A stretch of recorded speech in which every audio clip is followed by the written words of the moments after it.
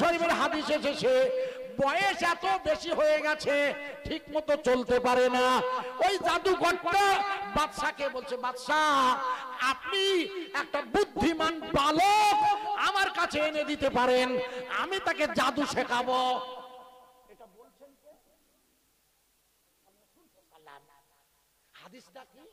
মুসলিম শরীফ, যেটা বুখারীর পরে পড়ানো হয়। আমরা সব পড়েছি বুখারী, মুসলিম, আবু দাউদ, তিরমিজি, ইবনে মাজাহ এবং নাসাঈ।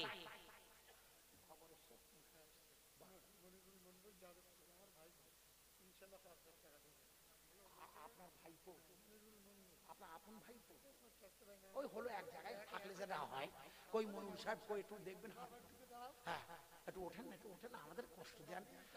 এই বাপি চাষ, আরে উঠে দাঁড়ান, আপনার স্বাস্থ্য শরীর ভালো, আপনার দেখতেও ভালো, আমরা সব একটু দেখে রাখি সুন্দর চেহারা। এই শোনেন একটু ওই একটু একটু আমি কি বলছি, না না ও না, আমি কি বলছি আপনি শুনতে পারেন না, আগে বুঝে গেছেন। ওই আপনার নামটা, ওনার নামটা বললেন না, না মনির তো আমাদের মা সাহেবের নামের কাছে গেছে প্রায়। আরে আগে ওয়াজ করতে মনিরুজ্জামান না, আমি আমি আমি কি ভুল বলছি? প্রায় গেছে বলে খোকা, প্রায় গেছে মনি আর মনিরুজ্জামান সাহেব।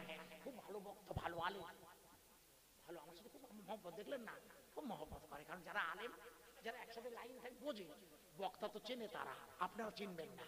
এলেমের কথা বলছি। এই মনির সাহেব শোন, একটা কথা আপনার বলছি, কিছু মনে করবেন তো, চর্বি জাতীয় খাবার একটু কম খাবেন।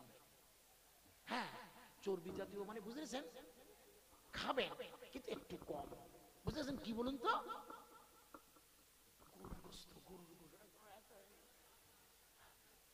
ও চাষা, আমি কোনে ওয়াজ করতে, আল্লাহ তাহলে আগে তো চাষার ধরতে হয়, তা চাষা আমি বলতে পারবো না, চাষার বয়স আমার কাছাকাছি, মানে কাছাকাছি না হলেও ওনারে বলা যাবে না গোস্ত কম খেতে, কেন কবে মরি যাবে তার ঠিক নেই, খাইয়ে নিয়ে গিয়ে তুমি এখন খেয়েও না জানো। মনিরুল ৫,০০০ টাকা দেবে, আপনার খুশি না অখুশি? আরে জোরে বলুন না, আরো জোরে বলুন না।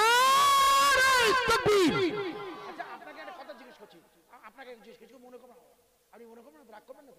ওই যে দুটো ঘরে পাথর হবে বসবো বলছেন, ও ঘরের দরজা আছে, তবে দরজা নেই আছে, এই এই দা এই দা এটা দা এটা দা এটা দা এটা শুনছি শুনছি শুনছি।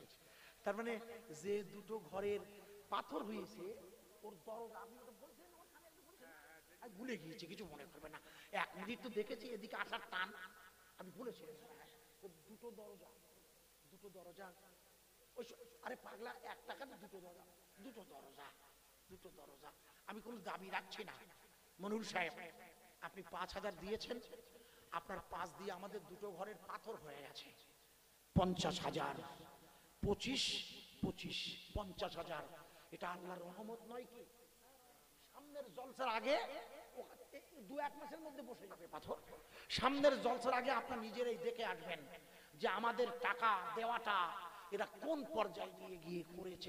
এই ভালো পাথর কিনবে, কিন্তু কোনো ফাঁকি দেওয়া মাল নেবে না, ক্যারাক মাল দেবে না। এই আপনি সঙ্গে যাবেন, ভালো মাল নেবে।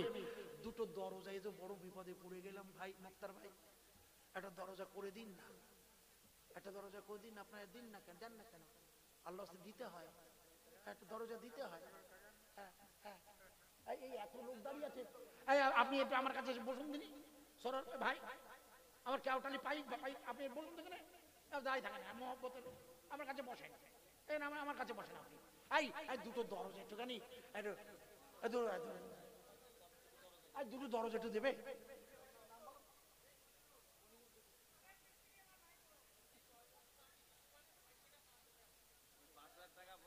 দাঁড়ান দাঁড়ান, আমারে বুঝতে দেন, ও হেডমাস্টার বুঝতে হবে না, আমি বুঝিয়ে নেই, দাঁড়ান। তার মানে ৫,০০০ টাকা দেবে না, দুটো দরজা দেবেন, এই তো। এই আমার আবার একটা ৫,০০০ চাতি হয় যে আপনার জন্য, না না ভালো বলিস, ভালো বলিস, খুব বুদ্ধি আপনি আপনার। এই শোনেন, এই শোনেন ভাই, ও মনিরুল ভাই, কাঠ বলো আপনার, সবই বলো আপনার, শেষে বলবেন না মিস্ত্রি খরচ দিতে হবে না, কাঠ আপনার, সব বলি বই নিতে হয় হুজুর, আপনি দেবেন না আমি জানি, তবু ভেঙে নিতে হয়। আসছেন কেন, এত বিপদে পড়েননি, টাকা বলিয়ে গেছে ১০,০০০, চাতি গেছে বলছে কেডা বলেন, প্র্যাকটিক্যাল বলছে কেনা বলি হলো, কেনা বলি ওর লোকেশনে বলতে হয়, না বললি সভা ছাড়ছিলেন না আপনি। সেই সেই সেই আমার ওই ওয়াজটা মনে পড়েছে। এক জায়গায় ওয়াজ হচ্ছে, বক্তা ওয়াজ করছে বুঝলেন, চোখ বন্ধ করে, তার চোখ বন্ধ করে উঠে দেখে, মানে চোখ খুলে দেখে একটা লোক বসে আছে। তা জিজ্ঞেস করছে, ও ভাই সব গেল কোথায়, এত ভালো ওয়াজ করছি? বলে সব আছে আশেপাশে, তুমি উঠুনি কেন? বলে হুজুর আপনি এত ভালো ওয়াজ করছেন, উঠি কি করিয়ে? ওই যে জায়গায় বসে আছেন, যে জায়গায়, যে চাদরটা, ওই চাদরটা আমার, তাই আমি উঠিনি হুজুর। কথা বুঝতে পেরেছেন? ভেঙে নিলাম। মনিরুল সাহেব আগামীবারে দুটো দরজায় এই শুনুন, ভালো করে দেবেন, আপনার মনের মতো করে দেবেন, আর দরজার গায়ে আল্লাহ রসুলের নাম লিখে দেবেন।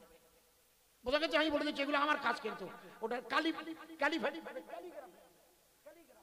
ক্যালিওগ্রাফি করে দেবেন দুটো এতে। কথা বোঝা গেছে কি?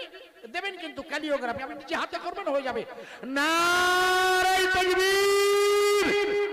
এই ৫,০০০ আছে, ডবল দাম না দুটো দরজা? মনিরুল ভাই বোকা না, ওই দরজা না হলে ঘরে ঠান্ডা ঢুকবে খোকা। এই আপনারা কি ডেকোরেটর ম্যান? আপনারা কি আমাদের পার্টি মুসলমান? মুসলমান? আপনি মুসলমান? ওদের কিছু খেতে দিয়েছেন? আপনাদের কিছু খেতে দিয়েছে? তা না থাকি যাবো, বইয়েছে থাকবো, এখন ওর আমি ধরছি। আবার ৫,০০০ টাকা দিলে না ওই ৫০ পুড়ে যায়, দরজা পুড়ে যায়। আমি ওয়াজটা ফিরে যাই, রাত ১২টা বাজে যাচ্ছে, বিদায় নেব, বুঝলেন না? দাঁড়ান, ভেকটের পরে দিচ্ছি। এখান থেকে একটা ৫,০০০ নেব। কেন নেবো? কারণ যদি পুড়িয়েছিলাম, আপনার দোয়া করুন হয়ে যাবে। এখান থেকে একটা ৫,০০০ দেবে লাস্ট, আর চাইবো না, কারণ আমি বিদায় নেব। আপনারা জানেন ১২টা বাজে যাচ্ছে, আর একটুখানি দেন, বয়ানটা শেষ করতে হবে অংশটা, যেটা হাদিসটা রাখছিলাম। একটা লোক একটু বলবেন ৫,০০০ লাস্ট, একটা লোক, একজন বললে আমার এই দিককার কোটা পূরণ হয়ে যাবে ইনশাআল্লাহ। দেরি করবেন আল্লাহর রাস্তে। ভেকুটিয়ার ভাই অপেক্ষা করুন, আমি বলছি, একটু অপেক্ষা করুন। এই ভেকুটিয়ার কারা দেবে গো? সে ২৮শে মাঘ। না না না না, ওখানে নদীর ধারে জলসা হয়, নদীর ধারে একটা হয়, দেখবেন। আমার কাছে ফোন করেছেন, আমি যাই, এবার নেই। গতবারও ছিলাম না, এবারও ফোন করেছিল, জিজ্ঞেস করবেন, ডেট নেই। এটা বলা অহংকার হবে। তো ওরা ওখানে ৮০ মসজিদ হয়েছে নতুন, ওই যেখানটা পার হয়, ভালো ব্যবহার যত্ন করে। আমি ভাবলাম ওরা হতে পারে। এটা বাজারের এদিকে, এদিকে ৫,০০০ টাকা। কই ভেকুটিয়ার যুবক ভাইরা কই? আপনি একটু আমার কাছে আসেন, একা তো না, এদিকে আসেন। আরে এদিকে আর দুজনে আছেন, চেহারা ভালো, দেখতে ভালো, ভালো পোশাক পরে আছেন। আচ্ছা ওরা বলছেন আপনি আসলে ভাই, ও কি কথা, আপনার কজন? আর একজন কই? উপরে দিয়েছে ৩ জন মিলে ৫,০০০। ভেকুটিয়ার উপর দিয়ে এসেছি, আবার যাব, ওই রাস্তায় যেতে হবে। আমার সাথে মাহমুদ ভাই আছেন বলে। আপনার কি নাম? আপনার? মোহাম্মদ সেলিম মন্ডল। আপনার নাম? আশিক মোস্তফা। ফাইন নাম তো, বাংলাদেশের নাম বলে ধরবে যে আপনার দুটো নাম, আশিক আবার মোস্তফা আবার কামাল। আশিক মোস্তফা দুটো হলো। আর ও যে ফোন করেছে ওটা, ও আল্লাহ, রুহুল কুদ্দুস। ফেরেশতার নাম রুহুল কুদ্দুস। ৩ জন ৫,০০০ না, এক একজন ৫,০০০। না আপনার কাছে চেহারা একজন ৫,০০০ দিনই মানায় ভালো। তা দেখ, যা দেন আমরা খুব খুশি, এত খুশি এই জন্য। তাই তো পাথরই হয়ে গেছে পাথরে। ওই ৫,০০০ শর্টটা মনিরুল সরিয়ে গেল, আল্লাহ আপনাদের ঢুকিয়ে দিল। খুশি? খুশি তো? নারায়ে তাকবীর। ৩ জন মিলে ৫,০০০। তার মানে মনিরুল সরে গেল, সরিনি, ও তো গার্ড দেবে ভেতরটা, সামনেরটা তো ওর, একেবারে ইম্পর্টেন্ট জায়গা নিয়ে গেছে, ফ্রন্ট ফেস। নারায়ে তাকবীর। আরো জোরে বলা যাবে নারায়ে তাকবীর, নারায়ে তাকবীর। ৩ জন মিলে ৫,০০০। একটু জোরে বলুন মারহাবা, আরো জোরে বলুন মারহাবা। দুই ঘরের পাথর এবং দরজা হয়ে গেল। আল্লাহ রাসূল সাল্লাল্লাহু আলাইহি ওয়াসাল্লাম বললে, ওই জাদুঘর ছেলেটি, অর্থাৎ জাদুঘর বললে, আপনি একটা যুবক, অল্প বয়সের সুন্দর ছেলে আমার কাছে আনুন। আল্লাহ রাসূল বলছে, সাহাবাদের গল্পটা ভালো করে শুনবেন। আমি হাদিসটা পড়ছিলাম সাহেব, আর ভাবছিলাম যে আল্লাহ রাসূল সাল্লাল্লাহু আলাইহি ওয়াসাল্লাম এত খবর কিভাবে আল্লাহ পাক, কি প্রেম, দেখুন হাদিসটা বুঝতে পারবেন।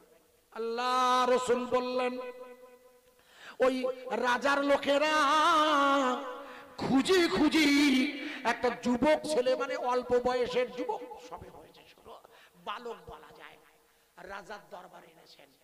রাজা বললেন দেখো খোকা, তোমাকে জাদু শেখাবে, তুমি আমার রাজ দরবারের জাদুকর হবে, এটা তোমার দারুণ সম্মানের পদ, কারণ আমি রাজা, আমার দরবারে তুমি চাকরি করবে, তুমি এর কাছে কিছু জাদু খেলা শিখে নেবে।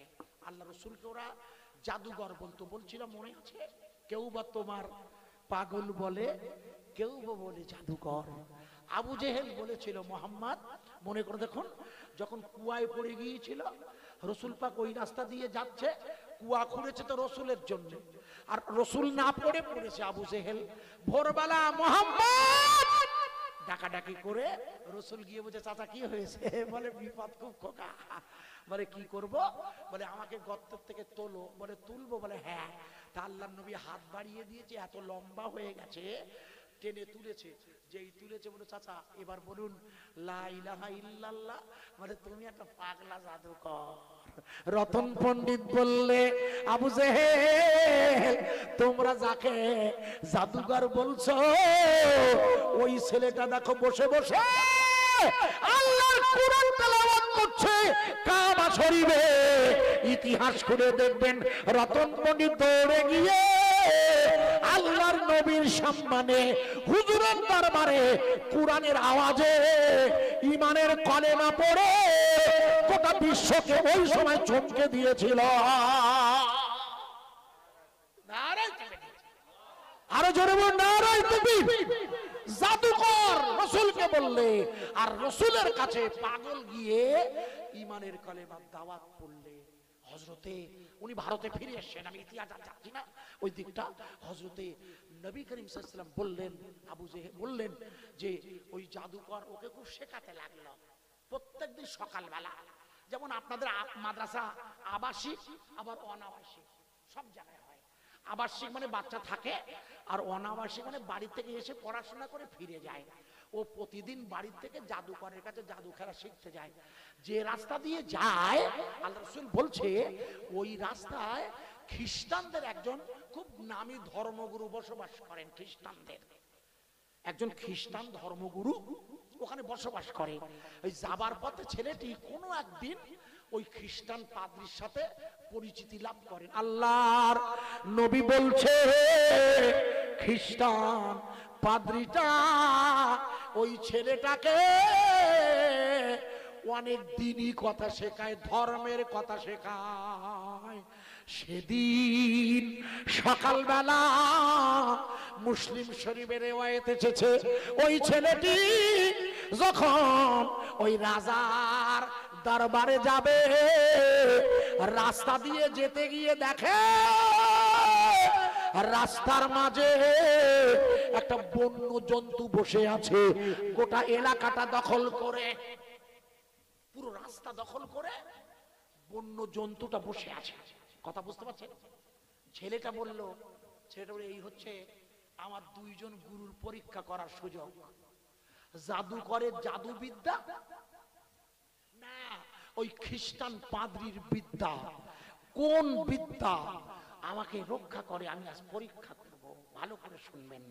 রাসূল বলছে ওই ছেলেটা একটা পাথর হাতে নিয়েছে। আমি হাদিসটা পড়ছিলাম, হুজুর বললে একটা পাথর হাতে নিয়ে ছেলেটা ওই বন্য জন্তুর দিকে ছুঁড়ে মারার আগে বলছে জাদুকরের আমল যদি আল্লাহ আপনার পছন্দ হয় তাহলে আমি পাথর দিয়ে মারবার আগে, মানে পাথর মারবো, ও যেন রাস্তা ছেড়ে অথবা ও হত্যা মানে ওর মৃত্যু হয়ে যায় অথবা রাস্তা ছেড়ে দেয়।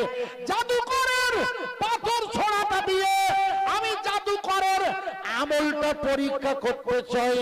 জাদুর আমল দিয়ে যেই পাথরটা ছুটছে কোন অবস্থাতেই রাস্তা থেকে জন্তুটা ওঠে না।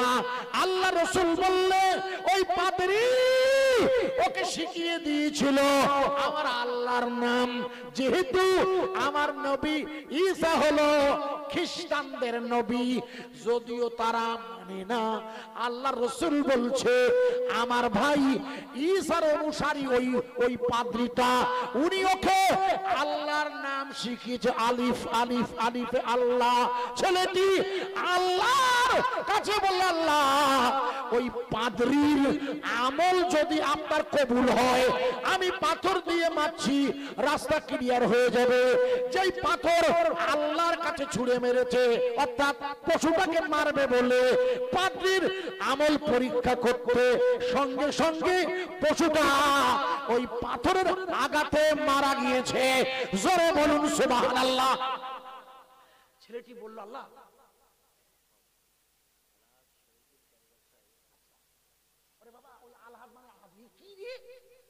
আলহাজ মানে খোকা, আপনার দোষ না, হাজ মানে আলহাজ দোষ, আমি শিখিয়ে দিলাম।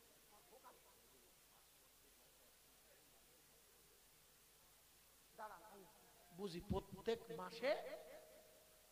মাসে একদিন দাঁড়ান, তার মানে 12 মাসে 12 দিন। 12 মাসের মধ্যে রমজান মাসে ছুটি থাকে, ওটা হবে না, ওর ধরুন 8 মাসে নিতে হবে। আপনি আমার লোক না, কই হাজি সাহেব, কই হাজি সাহেব, আপনি কিছু মনে করবেন না, ওই রোজার মাস তো বাদ যাবে, আর রোজার মাসের পরে সফরেও খানিক দিন বাদ যায়, তারপর তো মাদ্রাসা করে, আমরা তো এই লাইনের লোক। আপনিও তো না, আপনি 12 দিন করে দেন, সবচেয়ে বড় কথা। আমরা রোজার সময় যাবার আগে খাই দেবো আর এসি খাওয়াবো, ওরা যাবে খেয়ে আপনার আর এসি খাবে আপনার। ঠিক করলাম না ভুল করলাম? 10 আর 2 12, এর আগে হবে 10 দিন। আপনি এক এক দিন এক এক রকমের মেনু দেবেন, একদিন বিরিয়ানি দেবেন, ছাগলের গোশত, না না না ও কি কথা, আপনি ওরা যেতে হয়, আপনি তো বোঝেন না যে যেতে হয়, আল্লাহর কাছে চাইতে হয়। আপনি জানেন না এটা কি? আসলে আল্লাহর কাছে ভালো মন্দ খেতে চাইতে হয়। আমি আল্লাহর কাছে ভালো মন্দ খেতে চাইতে হয় না? আল্লাহ বলে আমি চাই বলো, আল্লাহ বলেছেন কেন যাবে না? আমি তো গনি, আরে ফকির কে আমরা না, ওয়ান তুই ফুকারা আনা গানিউন। আল্লাহ নিজে বলছে আমি ধনী, তুই আর কে ধনী না? এক আদানি করে মাথা খারাপ করছে প্রিয়াঙ্কা গান্ধী, রাহুল গান্ধী। আদানির কি আছে রে খোকা? আল্লাহ বলছে ওসব আমি নজরই করি না, রিলায়েন্স মুন্ডুয়ান্স ওসব আমার কাছে কিচ্ছু না। আমি আল্লাহ, আমি নিজে ধনী। তাই একটা শ্বাস ছাগলের বলতে ভাত দেবে, ছেলেগুলো পেট পড়ে খাবে। এই ধরুন এক শ্বাস দেবেন না 2 শ্বাস? একদিন মানে 2 শ্বাস।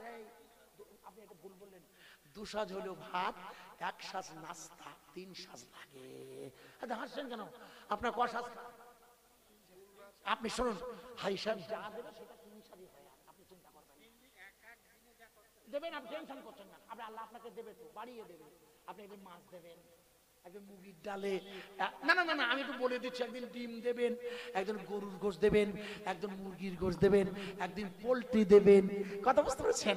আল্লাহ একদিন নিরামিষ দেবে। এইবার হইয়ে পাগলা, আমি চাচ্ছি ভালো, এরা শুধু চাচ্ছে কেন নিরামিষ দেবে। নারায়ে তাকবীর।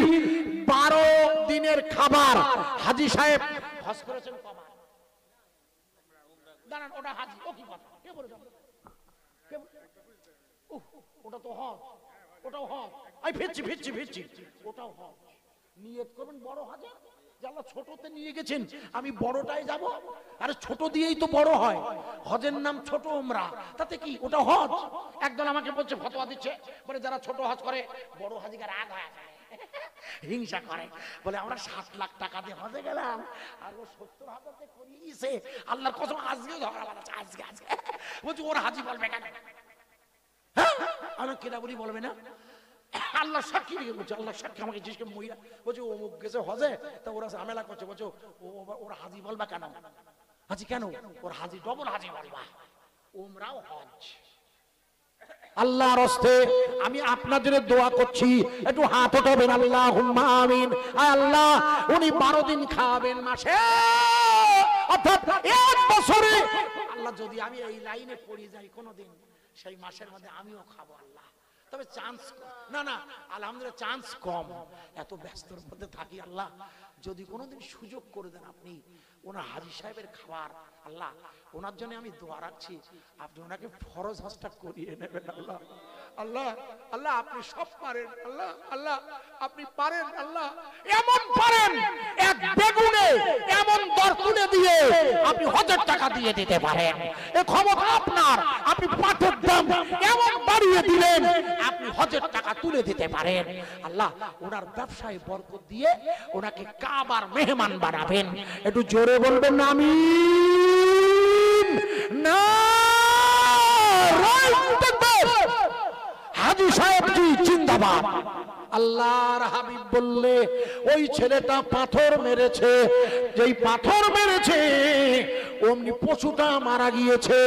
ছেলেটা বুঝতে পারলো, ও সোজা দৌড়ে পাদ্রী সাহেবের কাছে গিয়ে বলছে, আর রাস্তায় আমার বিপদ হয়েছিল, আমি কিন্তু এই পরীক্ষা করেছি। বলে খবরদার এ কথাটা তুমি রাজার কাছে যেন জানিও না। বলে কেন রাজার কাছে জানাবো না কেন? বলে রাজা হলো ইহুদি। রাজা কি ভালো করে বলুন। আর এই যে ছেলেটা ওনার কাছে যায় উনি কি খ্রিস্টান। খ্রিস্টানদের চেয়ে ইহুদিরা বেশি খারাপ, সবচেয়ে বেশি ক্ষতি করেছে ইসলামের, সবচেয়ে বেশি। খ্রিস্টানরা নয়, আপনার জানা নাই, ইহুদিরা সবচেয়ে জালিম জুলুম করেছে রাসূলের প্রতি আর মুনাফিকরা। সেই জন্য বললে আজও করছে। তাই এই হাদিসটা ওই জন্য তো আমাদের মৌলানা সাহেব বলছে শেষের অংশটা না, ফিলিস্তিন জিন্দাবাদ বলছেন উনি, যে ফিলিস্তিন জয়লাভ করবে। আমি রাত হয়ে গেছে, শেষের দিকে এই হাদিসটা তাই শোনাচ্ছিলাম। রাসূল পাক সাল্লাল্লাহু আলাইহি ওয়াসাল্লামের রিজাতে বলছে তুমি বলবেন আমার নাম। কেন বলছে না, এটা গোপন রাখবে। আর শরিয়াতের হুকুম তাই। আল্লাহ নবী দিন প্রচারে 3 বছর গোপনে দাওয়াত দিয়েছেন, প্রথম 3 বছর। এটা শরিয়াতের সুন্নাহ, বুঝেছেন? ঝামেলা থেকে এড়ানোর জন্য দাওয়াতের পদ্ধতি এটা, দ্বীনি তাবলীগের পদ্ধতি এটা, ঝামেলা থেকে এড়ানোর জন্য। কথা বুঝতে পারছেন না? তা আল্লাহ রাসূল সাল্লাল্লাহু আলাইহি ওয়াসাল্লাম বললেন, আচ্ছা ও বললে, ছেলেটা বললে, তা ঠিক আছে আপনার নাম করব না, তা আমাকে তো রাজদরবারে যেতে হবে। হ্যাঁ তুমি যাও। উনি রাজার দরবারে গিয়েছে, রাজ দরবারে পৌঁছে গিয়েছে, খবরটা রাজার কাছে পৌঁছে গিয়েছে। ছেলেটি রাস্তায় আসার সময় একটা জন্তু পড়েছিল পথে, জাদুকর আর পাদ্রীর আমলের পরীক্ষা করেছে। রাজার কানে খবর গেল, রাজ দরবারে একজন অন্ধ লোক ছিল। সেই অন্ধ লোকটা ওই ছেলেটার কাছে যখন খবর শুনে এলো, আল্লাহ রাসূল বলছে ওই ছেলেটি 12 বছর 14 বছরের বালক আল্লাহর কাছে দোয়া করেছে, অমনি ওর অন্ধত্ব ভালো হয়ে গেছে। একটু জোরে বলা যাবে না? সম্রাট রাজামশাই খুব রাগ, খুব অবাক, বলে এ তো সর্বনাশ, যে এই যখন অন্ধ ভালো করছে এই ছেলেটা, আগামী দিন তো আমার রাজত্ব কেড়ে নিতে পারে। রাজার মধ্যে একটা নতুন ভয় ঢুকে গেছে। এই ছেলেটাকে আমি জাদু শেখাতে আনলাম, কিন্তু জাদু তো না, ও যা প্রভাব বিস্তার করছে ওটা আল্লাহর নামের প্রভাব।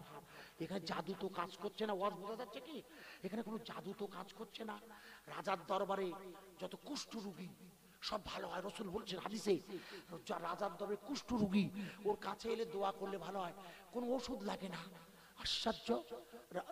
রাজমশাই বললেন, জাদুকর রাজামশাই বললেন, শোনো ওকে তোমরা পাহাড়ে তুলে দাও, নিয়ে ওকে মেরে ফেলো, ওকে বাঁচানো যাবে না। আর রাসূল বলছে ছেলেটিকে পাহাড়ে তোলা হয়েছে, ছেলেটিকে মেরে ফেলবে বলে পাহাড়ে উঠিয়ে দেওয়া হয়েছে। ছেলেটি দোয়া করছে, আল্লাহ এরা আমায় মেরে ফেলবে, আপনি আমার মালিক, বিষয়টা আপনার অজানা নয়। যেই দোয়া করেছে অমনি পাহাড় কাঁপছে, কেঁপে কেঁপে পাহাড় ফাটল ধরে যারা মারতে এনেছিল ওরা সবাই হড়কে পড়ে মারা গেছে। শুধু ছেলেটা পাহাড়ে দাঁড়িয়ে টিকে আছে, জোরে বলা যাবে না। রাজামশাই বলে, এই ও তো মরেনি তো, ও তো বেঁচে আছে। বলে ওকে নিয়ে যাও, সাগরে নিয়ে যাও, নৌকায় করে ওকে ডুবিয়ে দাও, ওকে ডোবাও, নৌকায় করে ফেলো পানি। তো কেতাবে লেখা আছে, রাসূল বলছে ওকে নৌকায় করে সঙ্গীদের নিয়ে যখন ফেলতে যাবে, ঠিক একই দোয়া, আল্লাহ আল্লাহ। সব তো আপনি দেখছেন, আপনি তো হাজেরিন নাজেরিন সব জানেন। দেখুন আল্লাহ আমাকে ধরতে যাচ্ছে। আল্লাহর হুকুম হলো, নৌকা এমন পাল্টি খেলো, আল্লাহ পাক শুধু ছেলেটিকে বাঁচিয়ে সবগুলো শহীদ হয়ে মানে পানিতে ডুবে সলিল সমাধি। আল্লাহর হুকুম হয়েছে, সবাই মারা গেছে, ছেলেটা বেঁচে গেছে। রাজার দরবারে যখন খবর গেছে, রাজামশাই ছেলেটাকে ডাকলেন, দেখো তোমাকে আমি জাদুকরি বিদ্যা শিখিয়েছি, বলে দেখুন আপনি জাদুকরি বিদ্যা শেখায় কিন্তু আপনার বিদ্যা কোনো কাজ হচ্ছে না। বলে বলে আপনি আমার মেরে ফেলতে পারবেন না। বলে তাই? বলে হ্যাঁ। বলে তবে আমি আপনাকে বলছি আপনি আমাকে মেরে ফেলতে পারেন, আমি একটা ওষুধ আপনাকে শিখিয়ে দিচ্ছি। বলে বলে তোমাকে মেরে ফেলার ওষুধ? বলে আমি বলছি। বলে বলো। বলে আপনি আপনার রাজত্বের সবচেয়ে বড় যে এলাকাটা, ওই জায়গায় আপনি আমার গোটা এলাকার লোককে ডাকুন, সবার সামনে ডেকে আমাকে নিয়ে আপনি তীর দিয়ে আমায় মারবেন। আপনি যখন তীর মারবে আপনার লোকেরা, আমি তখন আপনাকে শিখিয়ে দেব, ওই তীর আমাকে মারবে, আমি যেটা শেখাবো সেটা বললে। সে কি? বলে হ্যাঁ। আপনি লোকজন ডাকেন, তবে ফাঁকা জায়গায়। হাজার হাজার লোক এসেছে, বালকটাকে মেরে ফেলা হবে তীর দিয়ে। ওর যারা অনুসারী হয়েছে গোপনে তারাও এসে হাজির হয়েছে, যারা অনুসারী ওর তারাও এসে হাজির। হাজারো লোক। রসুল বলছে, তার মানে আল্লাহ রসুল বলছেন কত আগে হাদিস ঘটনা বলুন তো। আমি পড়ছিলাম আল্লাহ আপনার হাদিস কি এসবগুলো সব তো আল্লাহ শিখিয়েছেন, জানবেন কিন্তু ইহুদিদের জমানার কাহিনী মুসলিম সবে হাত জানতে দেখে নেবেন। হ্যাঁ, আল্লাহ আপনার রসুলকে আল্লাহ আপনি এত জানিয়েছেন, এত শিখিয়েছেন। বিশ্বনবী সাল্লাল্লাহু আলাইহি ওয়াসাল্লাম করলেন কি শোনেন? ছেলেটা দাঁড়িয়ে গেল, বলে আপনি তীর নেন, আপনার লোকদের বল তীর নিতে। বলে তীর নিন, তবে যে তীর ছুড়বে তাকে আমি যেটা বলতে বলছি বলতে বলুন। তীর হাতে নিয়ে এবার ছুটতে বলল, তীর ছুটছে আর বলছে লিখুন, আপনি বলুন বিসমিল্লাহে আব্দি গুলাম। মুসলিম সবে হাদিস গো, বাজে কথা আইজুল বলে না, মনুজনকে জিজ্ঞেস করো। বিসমিল্লাহে আব্দি গুলাম, এই নাম নিলে ওই তীর আমাকে হত্যা করতে পারবে। তার মানে শুরু করুন ওই আল্লাহর নামে। ওই ছেলেটা হলো ওই আল্লাহর গোলাম। ইহুদি সম্রাট জাদুকরকে বললো, আরে দেখো ওই ছেলেটা কি বলছে, যা বলছে আপনি বলুন, তা না হলে ওকে বাঁচাতে পারবেন না, মানে মেরে ফেলতে পারবেন না। ও বেঁচে থাকলে আপনার ক্ষতি হবে। ইতিহাস নয়, আল্লাহর রাসূল বললে বিসমিল্লাহে আব্দি গুলাম, এই শব্দ দিয়ে অর্থাৎ আল্লাহর নাম নিয়ে যেই তীর মেরেছি, অমনি বাচ্চাটা ওই ওই যুবকটা ওই বালকটা আল্লাহর হতে শহীদ হয়ে গেছে।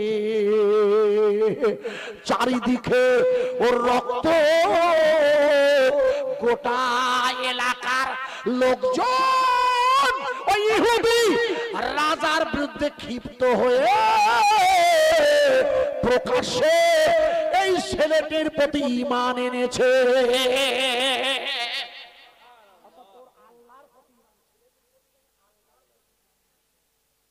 আল্লাহর প্রতি ঈমান এনেছে ভাইয়া। তখন তখন অবাক হয়ে লোকজনকে ও করলে কি রাজামশাই, আগুনের কুণ্ডু আগুন জ্বালিয়ে ওর লোকজন যারা ঈমান এনেছে তাদেরকে আগুনের মধ্যে ফেলে দেবে। চেষ্টা করছে আগুনে ফেলে দেওয়ার। একজন মহিলা, হাদিসে আছে রাসূল বলেছে একজন মহিলা আর তার বাচ্চা, তার মহিলাটাকে ধরে আগুনে ফেলতে যাবে। বাচ্চাটা, মহিলাটা কোলে বাচ্চা, তো তা মহিলাটা খুব একটু যেন ভয় আতঙ্ক করছে, আগুনের মধ্যে যাবে, ফেলছে ওরা। ওর ছেলেটি বলল, মা তুমি সত্য পথে আছো, তুমি হক পথে আছো। তো ওই ছেলেটা দেখলে না আল্লাহর নাম নিয়ে তীর না নিলে ও মারা গেল না, তাহলে আল্লাহ সত্য, আল্লাহ হক, অতএব তুমিও আগুনের মধ্যে ঢোকো, তোমার হেফাজতের দায়িত্ব আল্লাহর। আমারও একটু জোরে বলুন, আরো জোরে। জীবনের মালিককে, রুজি রোজগারের মালিককে আল্লাহ। আল্লাহ আলিফে হলো আল্লাহ। সেই আল্লাহর দিনী কারখানায় বসে বিদায়ের আগে দুটো এক বস্তা বালি দিতে পারেন। সিমেন্ট বলছিল একটু প্লাস্টার বালি, ছোট একটা বালি দেবেন। সামান্য বালি যদি কেউ দেন, শেষের বেলা লাস্ট যদি 12টা 12:30 হয়ে গেছে, বিদায় নেব। একটু রসুলের সামনে আমি সালাম আপত্তি নেই তো? ওয়ালাম্মা তাম্মা মিন হামলিহি শাহরানে আলা আশহুরিল আকওয়ালিল মারবিয়া ইলা আখিরিত তাওয়াল্লাদে। রাসূলের শানে একটু সালাম পড়ি। ইয়া নবী সালামুন আলাইকা, একটু বাড়ি দেবেন, শুধু একটু বাড়ি বাকি আছে ছেলেটা বললে। ইয়া রাসূল সালামুন